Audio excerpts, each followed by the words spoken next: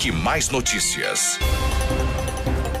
Rick Mais Notícias aqui na Rede Jovem Pan. Pega fogo o noticiário hoje de manhã. Para quem ligou o rádio agora, foi preso hoje cedo, 6 da manhã, o ex-governador do Paraná, Beto Richa, do PSDB, candidato ao Senado, numa operação do Grupo Especial e Combate ao Crime Organizado do Ministério Público Estadual, num esquema de corrupção que atingiu a chamada Patrulha Rural no Paraná. Além do ex-governador Beto Richa, foi presa a mulher dele, a esposa Fernanda Richa, e o seu ex-chefe de gabinete, Deunilson Roldo. Deunilson Roldo também preso nas investigações da Operação Lava Jato, que envolve um esquema de corrupção da Odebrecht com o governo do Paraná, quanto à duplicação da PR-323, uma rodovia do noroeste aqui do Paraná. As informações começam a chegar agora, no momento em que são confirmadas as prisões e as buscas e apreensões. Nós temos o seguinte: além de Deunilson Roldo na operação da Polícia Federal, foram presos o Jorge Alterino e o Tiago Correia. São os 3 presos da Operação Lava Jato. E há a informação de que outro parente do ex-governador Beto Richa também foi preso pelo GAECO. Nós vamos aguardar aqui a confirmação e em instantes traremos todos os detalhes aqui no Rick Mais Notícias, o principal e primeiro rádio jornal da manhã com o foco nas notícias do Paraná. Um grande empresário do estado do Paraná também é alvo destas operações. Teve um pedido quanto ao seu enquadramento criminal. Os detalhes em instantes, apenas para formalizar a notícia com o carimbo e a chancela das autoridades. São informações que chegam aqui ao Departamento de Jornalismo da Jovem Pan. No decorrer deste jornal, nós vamos opinar. Mas é o seguinte, né, gente? Sem mimimi. Sem mimimi. Esse jornal tem um discurso só. Não tem bandido de estimação. A cadeia é o lugar daquele que mete a mão no jarro, que desvia o dinheiro público. Quem comete a mãe de todos os delitos, a corrupção, tem que encana. Cana dura. A cadeia e a corrupção não escolhem partido. Quem comete o crime é descoberto, investigado e, se houver a condenação criminal, e vai na cadeia. Aquele discurso ridículo do PT de perseguição contra a alma mais honesta do Brasil, hoje leva mais um golpe, mais um tiro. A corrupção, quando descoberta, quando investigada, quando processada, levará sempre à cadeia quando há elementos para tanto. No que toca ao ex-governador Beto Richa, ele escolheu o destino que hoje tem. Beto Richa está preso hoje porque renunciou ao governo.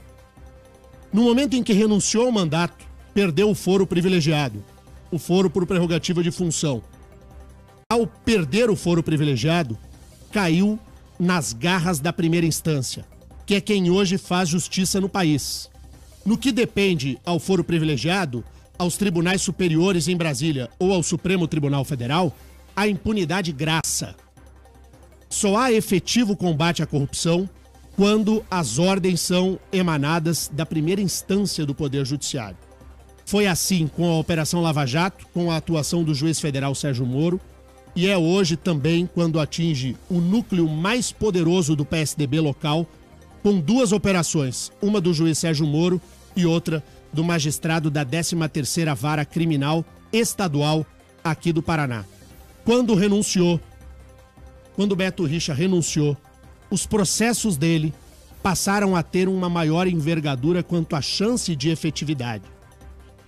Quando estava saindo do governo, neste microfone da Jovem Pan, eu fiz essa pergunta a ele. Se o ouvinte lembrar, eu fiz essa pergunta a ele. Se ele não temia as operações que estavam em curso, uma vez que ele perderia o foro privilegiado. Eu fiz essa pergunta ao microfone da Jovem Pan. Antes da renúncia. Ele renunciou e hoje está preso, uma prisão temporária, por conta da sua escolha de renunciar ao governo. Certamente, se tivesse foro privilegiado, isso não teria ocorrido. Hoje é um dia em que a justiça se eleva e é um dia, sobretudo, de desmontar por inteiro aquele discursinho ridículo de que a corrupção é seletiva, de que o combate à corrupção no Paraná tem bandeira partidária. Então, eu fico satisfeito do ponto de vista do jornalismo livre de entender que pega quem tiver que pegar. Esse é o cenário que está posto e aquela fala que também já se notabilizou aqui, vou repetir, que a investigação venha e que faça com grandeza a sua coleta de provas e, se não houver, que seja solto, absolvido e siga adiante. O fato é que nós temos hoje um dia emblemático para a política local e cujas repercussões na disputa eleitoral ainda são imprevisíveis. Afora, claro, a eleição ao Senado, que me parece que o ex-governador Beto Richa está inviabilizado eleitoralmente, mas quem ocupará a vaga de Beto Richa ao Senado, saberemos ali na frente. Na disputa ao governo do estado, como Ratinho Júnior, que foi secretário de Beto Richa, e como Cida Borghetti, que foi vice-governadora de Beto Richa, vão se virar no que toca ao enquadramento no caso de Ratinho Júnior, de seu ex-chefe. Beto Richa foi chefe de Ratinho Júnior. E no que toca a Cida Borghetti, o seu companheiro de chapa.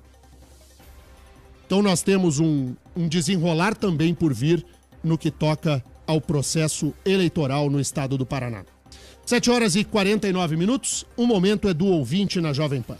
O Júnior Taxista falando com a gente, me esclarece uma dúvida, qual o intuito de uma prisão temporária de apenas 5 dias, uma vez que o mandato de prisão não deveria ser até que prove algo? Não funciona desse jeito. A prisão, quando ela se dá nessa fase, a chamada prisão cautelar, o status de presunção de inocência é muito maior do que uma prisão lá depois de 2 instâncias de julgamento. A prisão temporária, ela pode vir a ser convertida numa prisão preventiva, que daí não tem prazo para a soltura, e a prisão temporária, ela tem os seus fundamentos expressos no Código de Processo Penal. E a prisão temporária serve para instruir a investigação, para não permitir a destruição de provas, para a coleta de outras provas. Então você decreta uma prisão preventiva, uma prisão temporária, para assegurar que a investigação, que o processamento vão ocorrer sem nenhum tipo de interferência. A prisão temporária, ela é processualmente muito importante para a persecução penal, para você buscar o objetivo que vislumbra a investigação. A prisão temporária nada tem a ver com culpa daquele que é acusado. Tá, gente? São prisões diferentes. Uma prisão é a prisão do Lula, de quem já foi condenado 2 vezes por 2 juízos, um juízo de primeiro grau e um juízo de segunda instância, cuja investigação já aconteceu, as provas todas já foram coletadas, teve direito à ampla defesa, ao contraditório. Esse é um tipo de prisão. Outro tipo de prisão é a prisão cautelar, que se divide em prisão temporária e prisão preventiva. A prisão temporária, essa de 5 dias, ela se dá para não permitir que aquele que está sendo investigado destrua provas ou venha coagir outras testemunhas, tentar atrapalhar a persecução criminal. Diferentemente da prisão temporária, tem a prisão preventiva, que preventivamente você já prende as pessoas, que é o caso, por exemplo, na Lava Jato, da prisão do Palocci.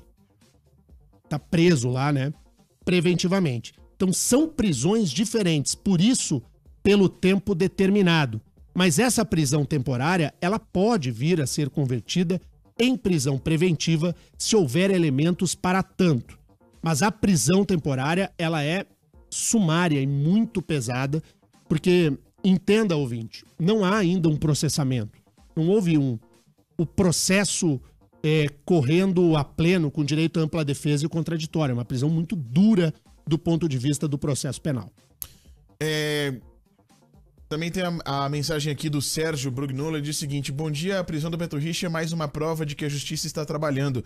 Lugar de bandido na cadeia não importa qual partido político. Esse é mais um de tantos.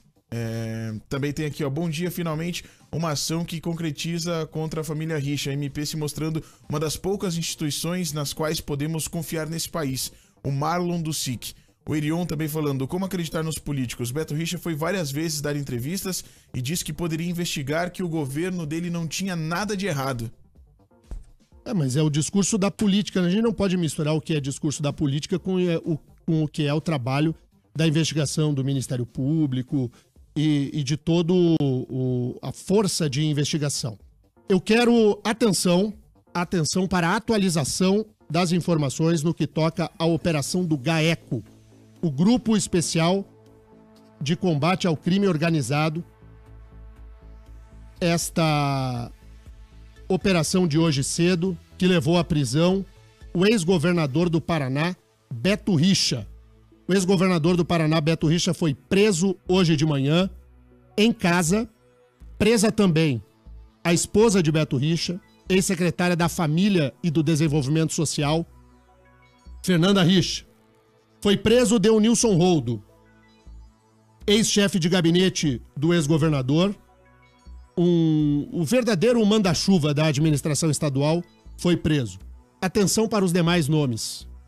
Foi preso Pepe Richa, irmão do ex-governador, ex-secretário de Infraestrutura, homem de caneta pesada. Pepe Richa também preso. Então, gente, foi preso hoje de manhã o Beto, a mulher e o irmão.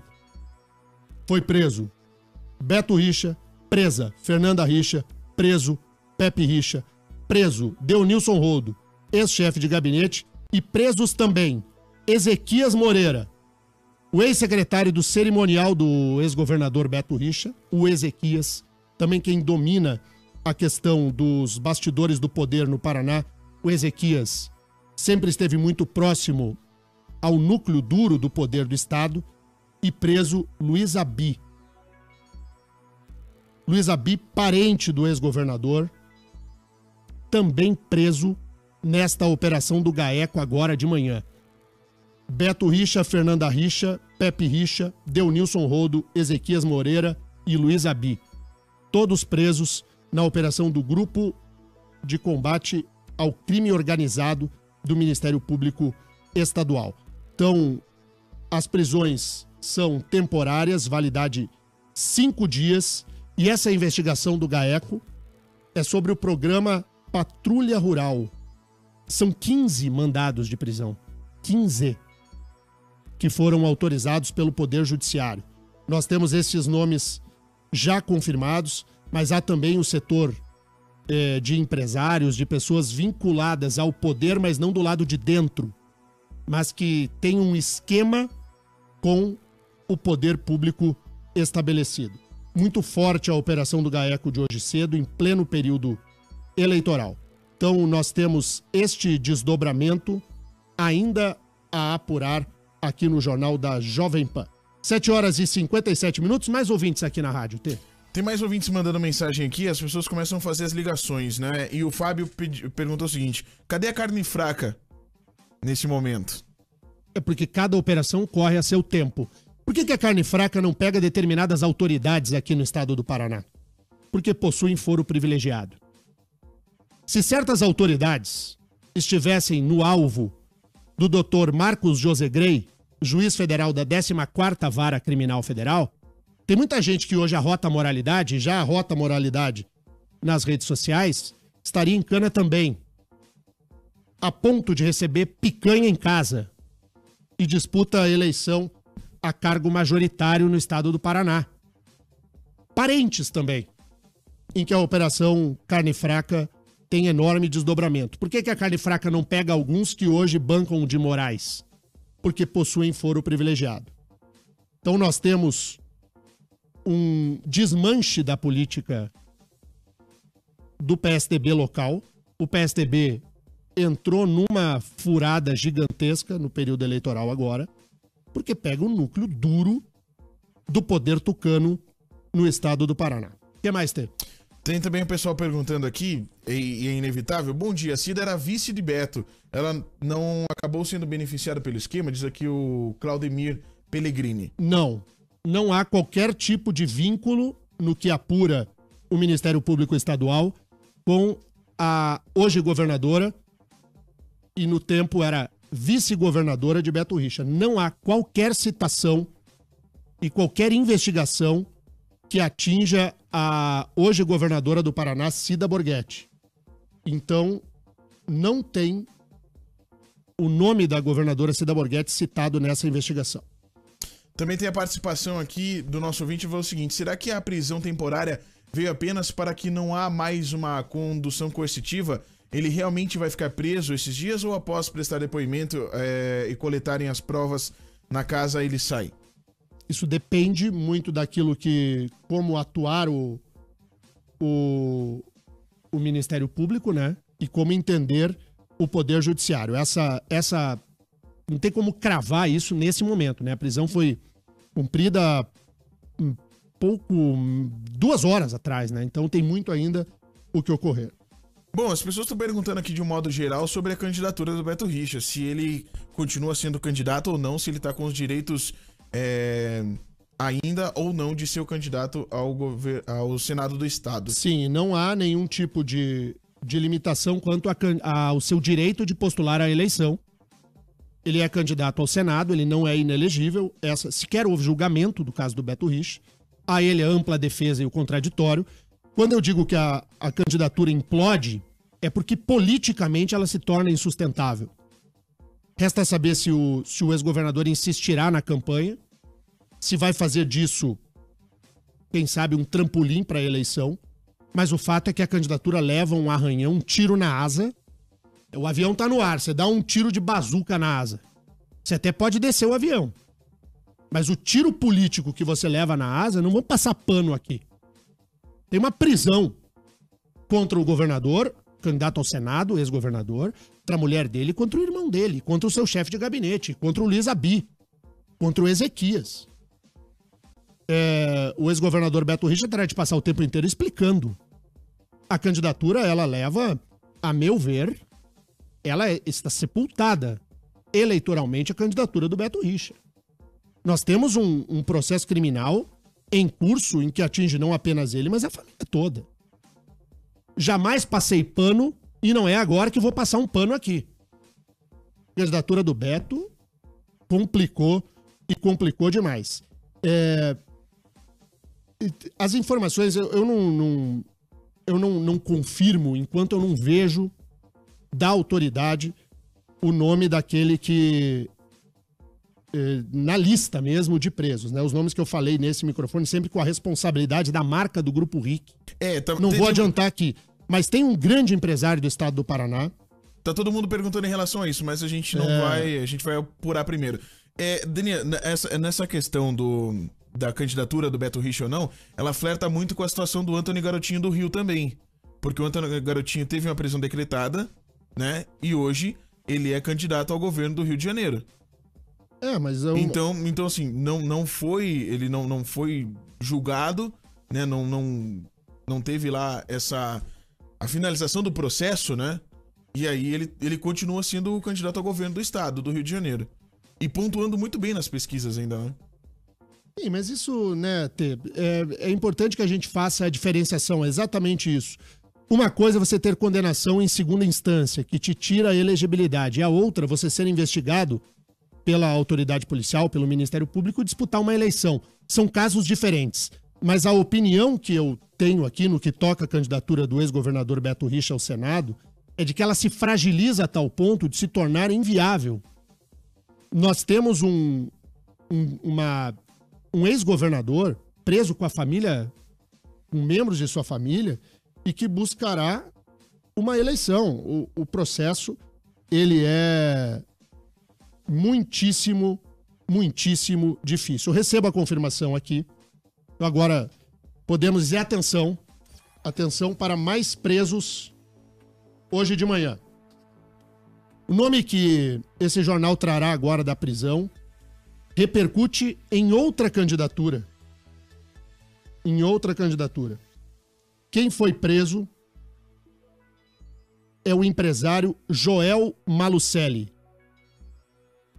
Ele não estava em casa, então ele não foi ainda capturado pelo que eu recebo aqui da fonte da Polícia Federal, mas há um mandado de prisão contra o empresário Joel Malucelli. O empresário Joel Malucelli, talvez um dos maiores empresários da região sul do país, dono de banco, banqueiro, de empreiteira, a J. Malucelli, dono de time de futebol, de veículos de comunicação, rádios e TV no estado do Paraná. Joel Malucelli, suplente, primeiro suplente do senador Álvaro Dias, sogro de João Arruda. João Arruda, deputado federal, candidato ao governo, o sogro dele tem um mandado de prisão da Lava Jato. E Joel Malucelli é primeiro suplente de Álvaro Dias. Então a política do Paraná hoje, a política do estado do Paraná hoje levou um passa-moleque, um samba-iaiá do Ministério Público e da Polícia Federal. São duas operações, uma do GAECO e outra da PF no que toca a Lava Jato. Então, pessoal, esse é o jornal que narra o fato no momento em que as prisões acontecem. Então nós teremos uma repercussão inteira e poderemos entender efetivamente a dimensão destas duas operações a partir das entrevistas coletivas logo mais no fim da manhã. De qualquer sorte, pode-se dizer com absoluta certeza que a eleição que vinha se desenhando até então sofreu uma revolução tanto ao Senado quanto ao governo. E você tem, no que toca ao João Arruda, que começou a surfar na onda, puxou o leste da prancha, sabe, Tê? Puxa o leste, assim, o sujeito cai da prancha. O sogro dele também alvo das operações contra a corrupção desbaratadas hoje de manhã no estado do Paraná.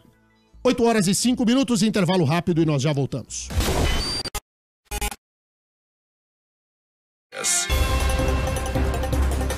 Fique mais notícias aqui na rede Jovem Pan Curitiba, Jovem Pan Cascavel, Jovem Pan Ponta Grossa, principal rádio jornal da manhã, com o foco nas notícias aqui do Paraná. Nós estamos também para o mundo inteiro pela internet, em riquemais.com.br/Jovem Pan. E você procura também o nosso portal no YouTube, Rique Mais PR, transmissão em som e imagens. Tá bombando lá a nossa live lá? Nossa live no YouTube também tá bombando. Você pode procurar aí no youtube.com/riquemaispr. Você pode assistir a gente todos os dias. E aí você se inscreve no canal. Quando você se inscrever no canal, do lado tem um sininho. Você clica ali e recebe a notificação toda vez que a gente tá ao vivo. E aí vai liberar a possibilidade de você também escrever no chat. Então você pode mandar sua mensagem por ali também. E o pessoal, Denian, tá perguntando agora e mandando também informações aqui, falando sobre que o Joel Malucelli também é primo do vice da Cida. Coronel Malucelli, vice na chapa da governadora Cida Borghetti, também é parente do Joel. Empreiteiro, banqueiro, empresário, grande empresário da região sul do país, que é levado aí alvo de prisão pela Operação Lava Jato. Então nós temos, de fato, uma repercussão gigante na eleição estadual. O que se construiu de debate eleitoral até agora sofre uma mudança profunda. E não é só no espectro Senado, né? Não, atinge também, no governo também. Também atinge a disputa ao governo do Paraná. É bom lembrar que a partir de depois de amanhã, quinta-feira, nós retomamos as sabatinas com os candidatos ao governo. E todos eles, os principais candidatos, têm vinculação política ou familiar com aqueles que hoje são alvo destas duas operações, tanto a fase 53 da Lava Jato, quanto a investigação do GAECO, Grupo de Atuação e Combate ao Crime Organizado do Ministério Público Estadual. É bom dizer que no que toca à administração estadual, que colabora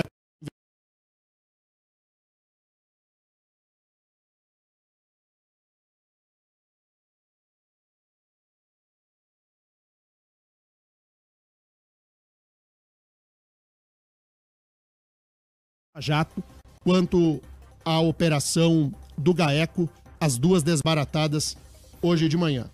Para quem ligou o rádio agora, quem preso pela operação do GAECO, no Paraná. Beto Richa, Fernanda Richa e Pepe Richa. Beto, ex-governador, a mulher dele, ex-secretária Fernanda Richa, e o ex-secretário Pepe Richa, irmão do governador. Foram presos o Deunilson Roldo, ex-chefe de gabinete do governo Richa, o Ezequias Moreira, ex-secretário e homem muito próximo ao núcleo do poder tucano no Paraná, e o Luiz Abi, parente do ex-governador. São prisões temporárias, validade de 5 dias. Na Operação Lava Jato, além da prisão de Deunilson Roldo, tem mandado de prisão contra o grande empresário da região sul do Brasil, aqui do Paraná particularmente, Joel Malucelli. Joel Malucelli é primeiro suplente do candidato à presidência da República, Álvaro Dias, quando da eleição ao Senado.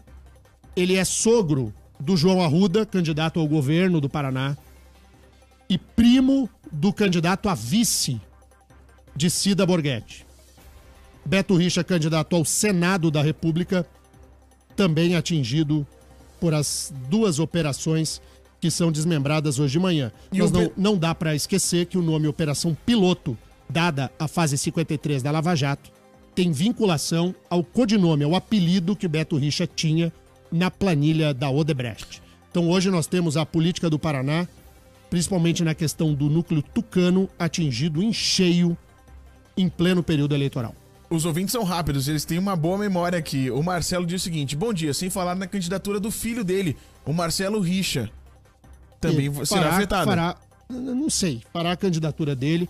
Eu tenho o respeito demais à autonomia do eleitor, para que o eleitor escolha aquele que ele entender que deve representá-lo na Assembleia, na Câmara, representar o Estado no Senado da República, governar o Paraná ou a escolha do seu presidente.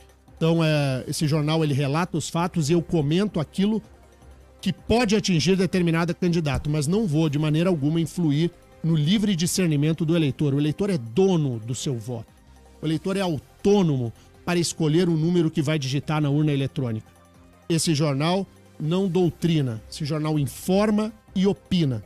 E você escolhe aquele que entender necessário. No que toca à campanha do Beto Richa, essa dá para dizer, levou um tiro de bazuca na asa, o avião já era. Tem uma pergunta aqui do Adalberto, ele diz o seguinte: e caso o Beto Richa seja eleito ao Senado, ele ganhará foro privilegiado. Isso mudará alguma coisa? Como é que é, Terribas? Eu tô recebendo as informações aqui pelo WhatsApp e se o Beto Richa for eleito ao Senado, ele vai ganhar um foro privilegiado. Isso vai mudar alguma coisa? Muda, sobe tudo pro Supremo Tribunal Federal. Quando a pessoa adquire o foro privilegiado, sobe tudo, o processo subirá. É bom, quando eu disse aqui que há uma vinculação, ainda que de natureza política, com os principais candidatos, eu me referia Cida Borghetti, Ratinho Júnior e João Arruda. Os demais candidatos, o Ogier Buch, o Dionísio Marinho, os candidatos dos partidos nanicos, eles não têm vinculação alguma com o que hoje acontece. Para o bem da verdade, né? O candidato Ogier, o candidato Piva, os candidatos aqueles dos partidos menorzinhos, o Jorge Bernardi, estes candidatos, eles não estão ligados de forma alguma ao que hoje se desmembrou. Quando eu digo os candidatos, são os 3, né? Cida foi vice do Beto, Ratinho foi secretário do Beto e o João Arruda, em que o sogro é alvo da Lava Jato. Então estes 3 têm explicações a dar ao eleitor, não ao DNA, não à imprensa, ao eleitor, para que justifiquem se há qualquer tipo de vinculação ou não. Serão cobrados certamente pelos veículos de comunicação e pelo eleitor. Os demais candidatos passam incólumes, não há arranhão em nenhuma dessas candidaturas. São agora 8h16, 8h16. Eu quero falar da pesquisa presidencial do Datafolha, que foi divulgada antes, mas foi divulgada ontem, mas eu gostaria de mais ouvintes nesse dia importante do nosso noticiário aqui, Terribas. Bom, os ouvintes estão perguntando aqui, tem algum site idôneo e imparcial onde podemos pesquisar sobre os candidatos? riquemais.com.br, a informação portal sempre atualizada lá. E se você quiser saber sobre o passado dos candidatos, algo dessa natureza, você pode procurar os portais de transparência e fazer também o seu trabalho de formiguinha no sentido de buscar informação. O site que eu indico para informação, riquemais.com.br, com a credibilidade do Grupo RIC. Eu tenho... Se os ouvintes soubessem o processo de transformação que está rolando nas redações para buscar apurar essa questão da fake news, hoje em dia não importa mais se você é o primeiro a dar a notícia. Hoje em dia o que importa é se você deu uma notícia concreta e que não seja fake news. Então, vale a pena você, né, se você não viu a notícia ainda em algum portal, é porque está sendo apurada. E aí o Rick Mais tem esse compromisso de ir lá apurar e ver se é fake news ou não. Sempre. E por falar em redes sociais, deixa eu descontrair um pouco, o jornal tá pesadão, né? Daqui a pouco a gente tem uma pergunta muito boa aqui depois. A gente revisa a questão do noticiário do momento. Deixa eu tirar um pouquinho o pé do acelerador. Ontem nós tivemos uma reunião muito bacana aqui no Grupo RIC de um passo fundamental, uma interlocução entre os nossos espaços das nossas redes sociais com a comunicação do Grupo RIC. Muito legal mesmo. Todo mundo sabe que eu ainda sou meio perdidão com a questão de redes sociais. Eu uso o meu Twitter mais, o @DenianCouto, mas passarei a usar efetivamente, já a partir dos próximos dias, de uma maneira mais aberta, o Instagram. E ontem o pessoal me fez um desafio. Diga lá o seu Instagram no ar, que ele ainda tá fechado, o pessoal tá arrumando aqui no RIC+, mas diga lá o seu Instagram no ar, fala e diz assim, quero ver você me seguir, para ver a força dessa interlocução. Então é o seguinte, ó, você tem o Insta, segue o meu Insta. Deixa eu ver o tamanho da força do que ontem me doutrinaram. Bonitinho. Denian, tudo N, tá? N de navio. Denian CC. De Couto. É fácil. Eu vou mudar pra O Denian, igual o teu. Mas eu vou mudar mais pra frente. Vou mudar mais pra frente, já me convenceram. Então é assim, acha lá, Denian CC. É Denian com N, tá, pessoal? É com N, de navio. Denian CC, o meu Instagram. Qual que é o teu, Terribas? O meu é O Terribas. Então aproveita que tu vai lá seguir o meu Insta, segue o do Terribas também. Isso. E segue o do Mark. Procura lá o do Mark, Mark_Souza, com S. Procura o do Mark, segue o meu Insta, o Insta do Mark e o Insta do Terribas. Tem muita gente me perguntando cadê o Mark Souza, né? O Mark Souza hoje, pela força da notícia, nós nos dividimos, né? Eu tô cumprindo o papel aqui na Jovem Pan e o Mark Souza tá lá na RIC TV, cobrindo lá pra RIC as duas operações, tanto a operação do GAECO quanto a operação Lava Jato, que hoje essas duas operações soltaram uma bomba, explodiram tudo na política local. São 8h19, ou 20, depois eu quero comentar a pesquisa eleitoral, Terribas. Diga lá. Tem uma pergunta bem boa aqui que o ouvinte mandou pra gente, seguinte, pergunta pro Denian quais são os direitos do cara se for preso temporariamente e nada foi provado depois. O direito, a prisão é um direito do Estado. É um direito que o Estado tem. A prisão temporária, certamente é essa a que o ouvinte se refere. É um direito que você dá ao Estado, ao poder de polícia, o Estado, que é o único legitimado a processar o cidadão, de garantir a sua persecução penal, a sua investigação, o seu processo. Então você prende para evitar destruição de provas, coação a testemunhas e depois solta. Se não houver responsabilidade criminal sobre as pessoas que estão implicadas, as pessoas serão absolvidas e tocarão a vida. Só que a força do direito penal, o direito penal, na faculdade de Direito, a gente ensina assim, Terribas, que o direito penal é a última ratio, é o último dos direitos a vir perseguir alguém. Você tem que tentar resolver as questões do convívio social e da sociedade como um todo por outros caminhos, pelo direito civil, na esfera administrativa, na esfera eleitoral, se for o caso, e deixar o direito penal por último. Mas quando o direito penal chega, ele chega chegando. O direito penal chega levantando tudo para 10. Então, a força do direito penal, ela vem para arrebentar com aquele que aparece implicado. O noticiário, a liberdade de expressão ainda vai carimba em cima, mas é do jogo. O que mais tem?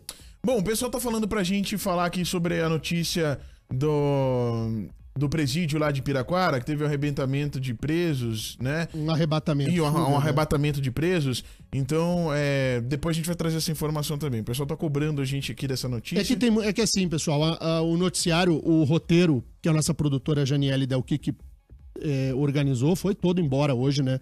O jornal tá sem roteiro porque nós temos duas operações gigantescas. Mas como eu me comprometi em comentar o Datafolha quando este viesse, e o Ibope também, saiu a pesquisa de intenções de voto para a presidência da República.